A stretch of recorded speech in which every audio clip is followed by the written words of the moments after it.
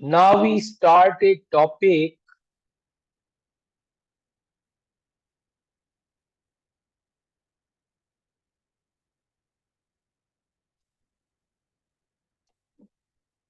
Fermi-Dirac distribution law. अब Fermi-Dirac distribution law में electron proton neutron लेके चलने, half spin particle, Pauli exclusion नियम का फॉलो करेंगे। उनके डिस्ट्रीब्यूशन में एक कंडीशन बढ़ जाएगी कि अगर किसी स्टेट में, किसी सब स्टेट में एक पार्टिकल से ज्यादा नहीं जा सकता। अभी आपके मान लीजिए आपका एक बॉक्स है और इसमें 3 कंपार्टमेंट है, 4 है मान लीजिए, और हमने आपको 10 पार्टिकल दिए, 10 बाल्स दिए, हमने कहा डिस्ट्रीब्यूट करो। तो आपने कहा कि 2 इसमें आए,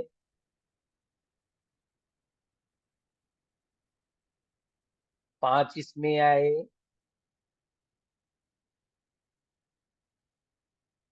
2 इसमें आए और 1 इसमें। तो मैक्सवेल बोल्ट्जमैन के हिसाब से तो सही है, लेकिन फर्मी डिराक के हिसाब से ये पॉसिबल नहीं है। एक स्टेट में एक से ज्यादा पार्टिकल हो ही नहीं सकता है। जैसे ये तो सही है, इसमें 2 है, ये गलत है। इसमें 5 है, ये गलत है। इसमें 2 है, ये गलत। मतलब किसी भी कंपार्टमेंट में या तो वो कंपार्टमेंट खाली रहेगा और या तो उस कंपार्टमेंट में केवल 1 पार्टिकल जाएगा, नॉट मोर देन 1 पार्टिकल। इस प्रकार से नंबर ऑफ जितने बॉक्स होंगे, जितने कंपार्टमेंट होंगे, उनकी वैल्यू सदैव पार्टिकल की वैल्यू से ज्यादा होनी चाहिए या इक्वल होनी चाहिए।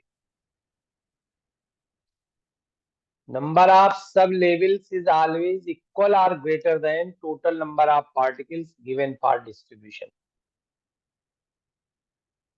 तो अब डेफिनेशन तो वही लिखने जाते हैं कि suppose we have n particles having half integral spin follows Pauli's exclusion principle during distribution।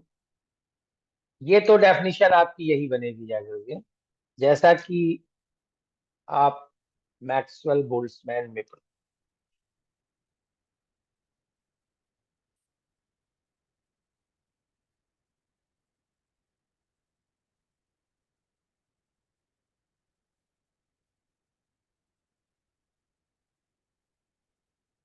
Suppose we have n identical but indistinguishable particle with half integral spin such as electrons, protons and neutrons etc. Wants to distribute in K cells with degeneracy ring and energies of states this under following restrictions। restrictions क्या है कि जितने मैंने particle दिए हैं, जब आपके distribute हो जाए उनको काउंट करिए, उनको सम करिए तो उतने ही आने चाहिए। जितनी टोटल एनर्जी मैंने दिया है कि इतनी एनर्जी को डिस्ट्रीब्यूशन होना है, तो वो टोटल एनर्जी कांस्टेंट होनी चाहिए। और सबसे इंपॉर्टेंट बात है कि ईच सबसेल में contain only 1 particle or vacant. एक से ज्यादा पार्टिकल किसी भी सबसेल में नहीं हो सकता। My first point, second point and third. Each sublevel of any level contains maximum 1 particle. Total number of particle constant रहेंगी। टोटल एनर्जी जो मैंने डिस्ट्रीब्यूशन को दिया है वो कांस्टेंट रहेगी।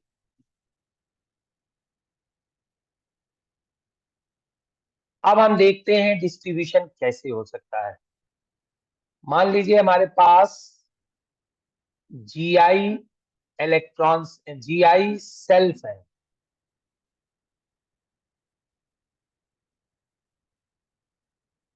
और एनआई पार्टिकल्स हैं।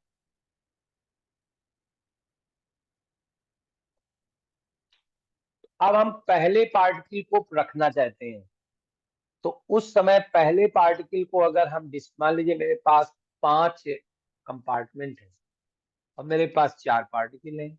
तो जब हम पहले पार्टिकल को रखने जाएंगे तो मेरे पांचों कंपार्टमेंट खाली पड़े, किसी में भी आप रख सकते। तो वो कितने प्रकार हो सकते हैं? 5 प्रकार हो सकते हैं उसको रखने के। और जब एक को रख दोगे तब आपके कंपार्टमेंट कितने बचेंगे? 4। तो अगले वाला पार्टिकल जब आप उसमें सेट करोगे तो 4 प्रकार से कहीं भी रख सकते हो। जब अगले वाले के आगे जाओगे तो 3 ही बचेंगे जाकर के कंपार्टमेंट, जहां आप पार्टिकल को तीसरे को रख सकते हो तो उसके 3 प्रकार होंगे। तो इस प्रकार से जीआई सेल्स में पहले पार्टिकल को रखने के लिए जीआई प्रकार होंगे, फिर दूसरे को रखने के लिए GI-1 बचेंगे, फिर NI को रखने के लिए GI-NI-1। इतने टोटल नंबर आप परमुटेशंस बनेंगे जाकर। अब जितने पार्टिकल पार्टिकल चूंकि एक जैसे हैं, आइडेंटिकल हैं, तो उतने फैक्टोरियल से डिवाइड कर दिया जाता है, तब आपको टोटल आते हैं जाकर। कुछ ऐसे ही यहाँ नंबर आप वेज लिखे गए होंगे, ये देखिए GI-1 GI-N-1 upon NI factorial. अब हमारा चला है ऊपर 5 4 3, ये लिखा 5 4 3। अगर 2 और 1 और हो जाए तो 5 फैक्टोरियल ऊपर बन जाएगा। तो ऊपर लिखा है हमारा 5 4, बस इतना लिखा है मान लीजिए, और हम चाहते हैं इसको 5 फैक्टोरियल लिखें, तो यहाँ 3 2 और 1 और होना चाहिए। तो फिर 3 2 1 का नीचे मल्टीप्लाई भी करिए। अब इसे क्या लिख सकते हो? 5 फैक्टोरियल अपॉन 3 2 1। इसका मतलब ये हो गया कि जितना ऊपर मल्टीप्लाई करोगे उतना नीचे मल्टीप्लाई करोगे। कितने का मल्टीप्लाई किया है? 3 फैक्टोरियल का। नीचे कितने का मल्टीप्लाई किया है? 3 फैक्टोरियल का। जैसे ही 3 फैक्टोरियल का ऊपर नीचे मल्टीप्लाई किया तो ये आ गया 5 फैक्टोरियल। तो जीआई देखिए, GI-NI+1 तक गए हुए थे, तो GI-NI फैक्टोरियल का ऊपर नीचे मल्टीप्लाई कर दिया, तो ऊपर बन गया GI factorial upon GI-NI factorial into NI factorial. तो ये है total number of ways for the distribution of NI particle in GI subcell। अब प्रोबेबिलिटी, जो प्रियरी प्रोबेबिलिटी है नंबर ऑफ वेज के डायरेक्टली प्रोपोर्शनल होती है। ये तो हमारा हो गया थर्मोडायनेमिकल प्रोबेबिलिटी। तो हमारी प्रोबेबिलिटी जो होगी वो डायरेक्टली प्रोपोर्शनल होती है। मतलब अब आप इसको सभी के लिए, अभी तो आपने कहा NI और GI, अभी N1 और G1 भी तो है, N2 और G2 भी तो है। तो जब टोटल डिस्ट्रीब्यूशन निकालोगे तो ये आ जाएगी प्रोबेबिलिटी है। मतलब इसमें आपका समेशन लग जाएगा इसमें, और जब प्रोबेबिलिटी लिखोगे तो एक कांस्टेंट का मल्टीप्लाई हो जाएगा। मतलब probability directly proportional to total number of ways. Multiplicative summation, क्योंकि आपका N1 का G1 में, N2 का G2 में, N3 का G3 में आपने। आप पिछला वाला रूल फिर लगाइए यहां से, इसका आप लॉग ले लीजिए, ये समेशन में बदल जाएगा, log GI factorial minus log GI-NI factorial plus log C। अब आप स्टर्लिंग लगाइए तो ये आ जाएगा GI log GI-GI,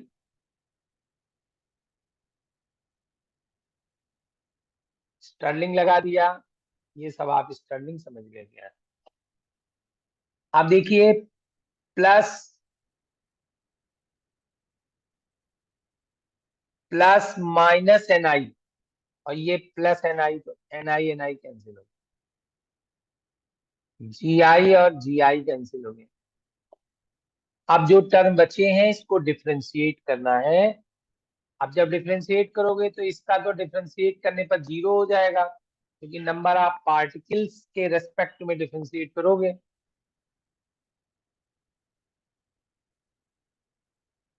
तो अगली लाइन क्या बता रही है, ये डिफरेंशिएशन हो गया। जब कैसे किया एक बार ध्यान से समझ लें। जी I minus N I log G I minus N आई, दो पदों का प्रोडक्ट लगाया, पहला टर्म छोड़ा जी आई माइनस एन आई, और दूसरे टर्म का जब डिफरेंशिएट करेंगे log G I minus N I, log G I minus N आई का जब आप डिफरेंशिएट करेंगे तो आएगा 1 जी आई माइनस एन आई, और जी आई माइनस एन आई का फिर से करेंगे तो जी आई का तो 0 हो जाएगा, माइनस डेल्टा एन आई, और प्लस दूसरे टर्म को छोड़ेंगे log G I minus N आई, फिर जी आई माइनस एन आई को डिफरेंशिएट करेंगे।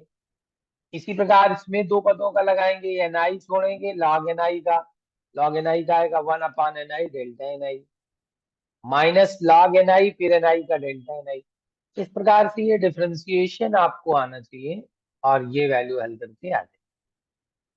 अब इसमें ये टर्म कैंसिल हो जाएगा, ये टर्म कैंसिल हो जाएगा, तो ये माइनस और minus plus delta N I, और ये minus delta N I term cut जाएंगे, और जो बचेंगे वो ये आ जाएंगे, log G I minus N I upon N I delta N I, delta log P को 0 कर देते हैं, डिफरेंशिएशन ऑफ log पी।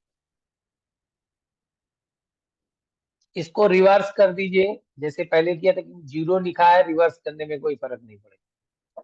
अब इसके बाद वही दो कंडीशंस की टोटल पार्टिकल कांस्टेंट है, तो आपका ये एक कांस्टेंट हो गया समेशन आई डेल्टा एन आई 0, और एक ये।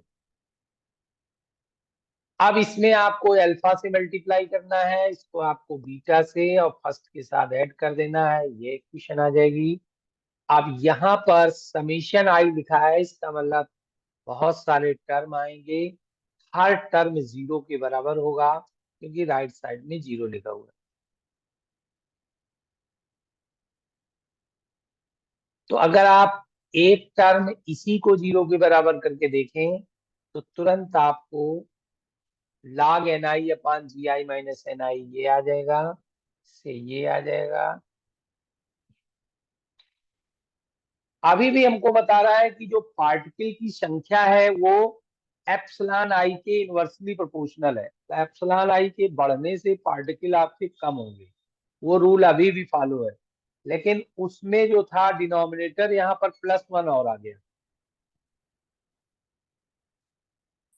इसका मतलब पार्टिकल की एनर्जी के बढ़ने के साथ साथ एन आई की वैल्यू उसकी तुलना में इसमें कम बढ़ेगी ज्यादा, क्योंकि +1 भी नीचे है।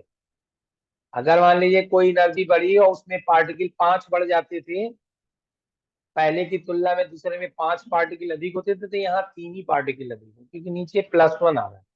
Ultimately this is the Fermi-Dirac distribution formula, और मेन इंपॉर्टेंट पॉइंट है ईच सबसेल में contain only one particle, so number of subshell will be greater or equal to total number of given particle for distribution in that subshell, and this is the explanation of Fermi-Dirac distribution law.